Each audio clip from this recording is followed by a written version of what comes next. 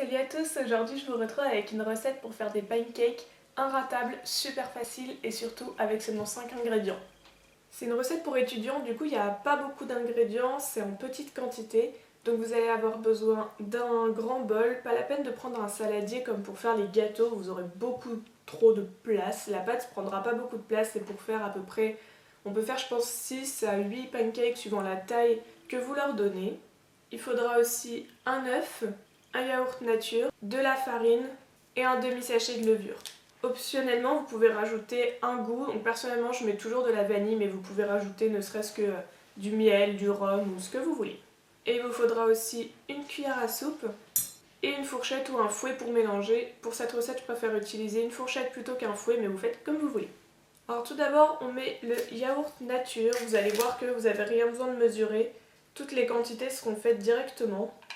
Gardez bien le pot parce que vous en aurez besoin juste après pour mesurer la farine. Ensuite, on ajoute l'œuf.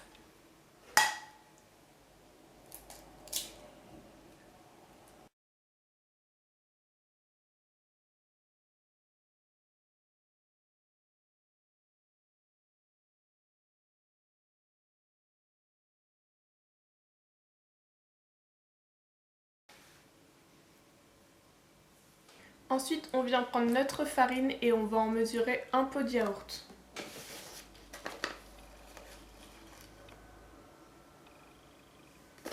Et on vient incorporer la farine au fur et à mesure, on va mettre en 2 ou 3 fois.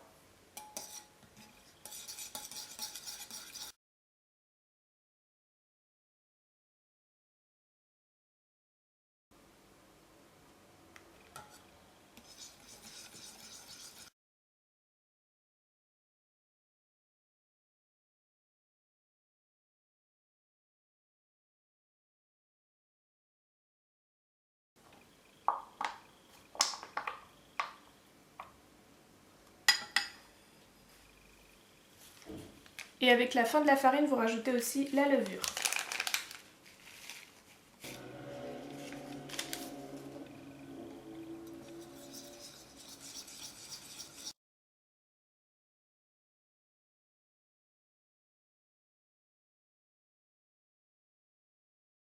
Mélangez bien pour faire attention à ne pas avoir trop de grumeaux à cause de la farine.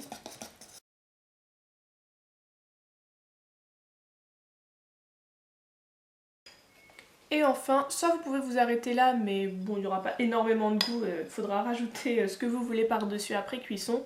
Soit vous rajoutez du goût du coup, et moi donc je mets de la vanille. Il n'y a pas de quantité pour ça, vous faites selon votre goût.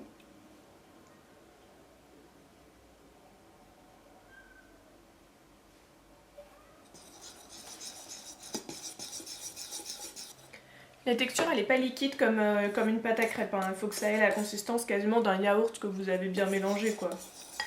Et voilà, il n'y a même pas besoin de laisser reposer la pâte, on peut passer directement à la cuisson.